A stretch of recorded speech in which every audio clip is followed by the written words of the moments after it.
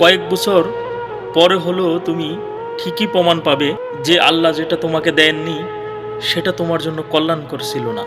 আল্লাহ যেটা তোমাকে দেন সেটাই তোমার জন্য কল্যাণকর। কিন্তু তুমি বলেছিলে যে আমার এটা খুবই প্রয়োজন, কিন্তু আল্লাহ বলেছিল যেটা তুমি চেয়েছিলে সেটা তোমার জন্য কল্যাণকর ছিল না, এজন্য আমি তোমাকে এটা দেইনি।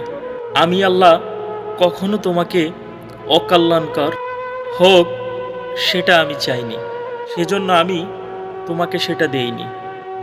অতএব তুমি ঠিকই বুঝতে পারবে, 1 বছর পরে হলেও 2 বছর পরে হলেও ঠিকই বুঝতে পারবে যে আল্লাহর পরিকল্পনা ছিল আল্লাহি খয়রুল মাকিরিন, উত্তম পরিকল্পনাকারী।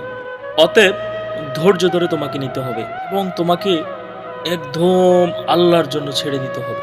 আল্লাহ যেটা তোমার জন্য কল্যাণকর মনে করবেন সেটাই তোমাকে দিবেন।